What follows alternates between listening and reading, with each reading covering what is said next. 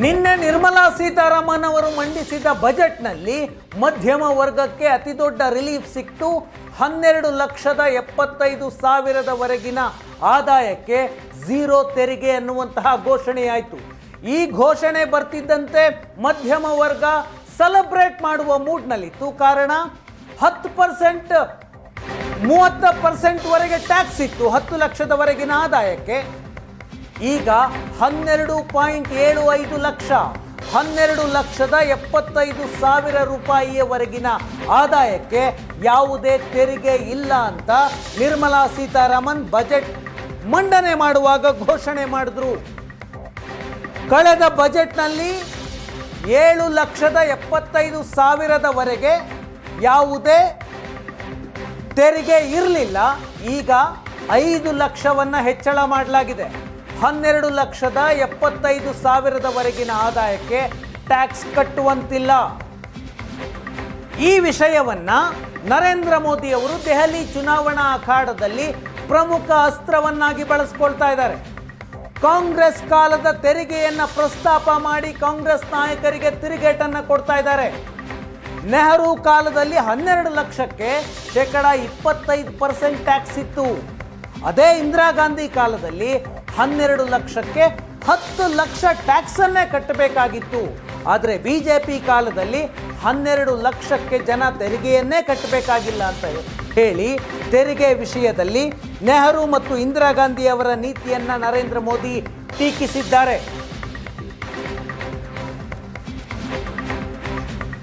अगर नेहरू जी के जमाने में आप 12 लाख रुपए कमाते होते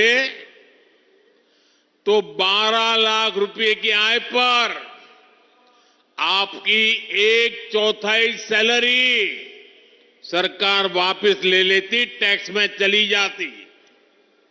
अगर आप आज इंदिरा जी का जमाना होता तो 12 लाख की कमाई पर आप करीब करीब सुनकर के चौंक जाएंगे.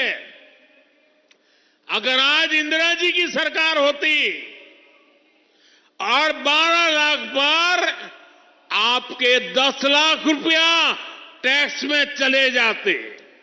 उनके जमाने में ये था, इसलिए मैं समझा रहा हूं.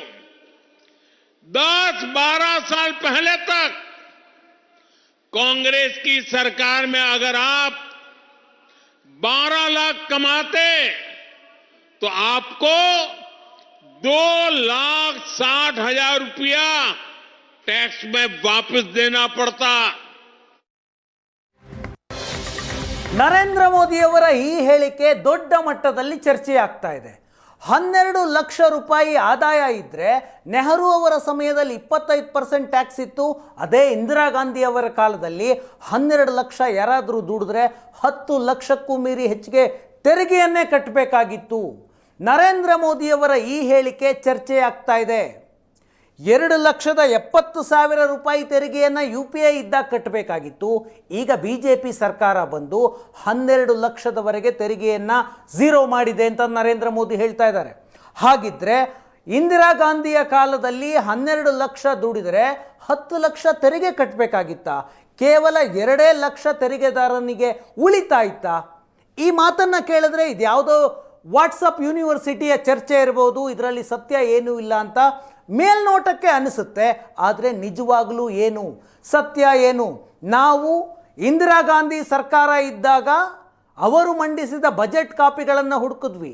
ಫೈನಾನ್ಸ್ ಡಿಪಾರ್ಟ್ಮೆಂಟ್ನ ವೆಬ್ಸೈಟ್ಗೆ ಹೋದರೆ ಸಿಗುತ್ತೆ. 1950ರಿಂದ ಸಿಗುತ್ತೆ. ಇಲ್ಲಿಯವರೆಗಿನ ಬಜೆಟ್ ಕಾಪಿಗಳು ಆನ್ಲೈನ್ನಲ್ಲಿ ಲಭ್ಯ ಇದೆ. 1971ರ ಬಜೆಟ್ನಲ್ಲಿ ಇಂದಿರಾ ಗಾಂಧಿ ಬಜೆಟ್ನ ಮಂಡಿಸಿದ್ರು. ಅದರಲ್ಲಿ ಎಷ್ಟು ಟ್ಯಾಕ್ಸ್ ಹಾಕಿದ್ರು, ಎಷ್ಟು ಟ್ಯಾಕ್ಸ್ ಏರಿಕೆಯಾಯಿತು, ಎಷ್ಟು ಟ್ಯಾಕ್ಸ್ ಯಾರ ಕಾಲದಲ್ಲಿ ಎಷ್ಟಿತ್ತು ಅನ್ನೋದನ್ನು ಮೊದಲಿಗೆ ಹೇಳ್ತೀನಿ. 1947 ಭಾರತಕ್ಕೆ ಸ್ವತಂತ್ರ ಬಂದಂತಹ ವರ್ಷ.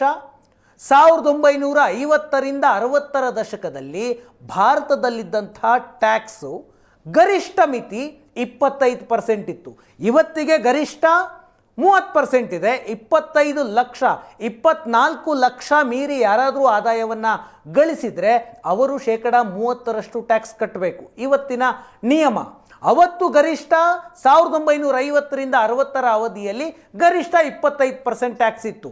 ಅದು 1960ರಿಂದ 70ರ ದಶಕದಲ್ಲಿ ನೆಹರು ಅವರ ನಿಧನ ಆಗುತ್ತೆ. ಅದಾದ ನಂತರ ಶಾಸ್ತ್ರಿಜಿ ಪ್ರೈಮ್ ಮಿನಿಸ್ಟರ್ ಆಗ್ತಾರೆ.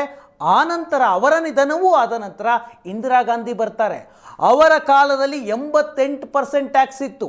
1960 ಮತ್ತು 70ರ ದಶಕದ ಸರಾಸರಿ ಗರಿಷ್ಠ ತೆರಿಗೆ 78% ಇತ್ತು. ಈಗ ಹೇಗೆ ಗರಿಷ್ಠ ತೆರಿಗೆ 30% ಇದೆಯೋ ಆಗ 88% ಇತ್ತು. 1970ರಿಂದ 80ರ ದಶಕ ಆಗಲೂ ಇಂದಿರಾ ಗಾಂಧಿಯವರ ಸರ್ಕಾರ ಇತ್ತು. ಅದೇ ದಶಕದಲ್ಲಿ ದೇಶದ ಮೇಲೆ ಎಮರ್ಜೆನ್ಸಿಯನ್ನು ಹೇರಲಾಯಿತು. ಅಲ್ಲಿ 93.5%ನಿಂದ 97.5%ವರೆಗೆ ಟ್ಯಾಕ್ಸ್ ಇತ್ತು. ಗರಿಷ್ಠ ಮಿತಿ ನಾನು ಹೇಳ್ತಾ ಇರೋದು. ಇವಾಗ ಹೇಗೆ ಗರಿಷ್ಠ ಮಿತಿ 30% ಇದೆಯೋ ಆಗ 93.5%ನಿಂದ 97.5%ನವರೆಗೆ ಟ್ಯಾಕ್ಸ್ ಇತ್ತು. ಅಂದರೆ ಒಬ್ಬ ವ್ಯಕ್ತಿ ತಾನು ದುಡಿದ ಬಹುತೇಕ ಆದಾಯವನ್ನು ತೆರಿಗೆ ರೂಪದಲ್ಲಿ ಕಟ್ಟಬೇಕಾಗಿತ್ತು.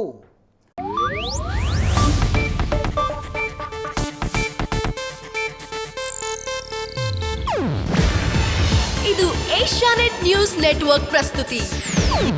ನೀವು ನೋಡ್ತಿದ್ದೀರಾ ಏಷ್ಯಾನೆಟ್ ಸುವರ್ಣ ನ್ಯೂಸ್.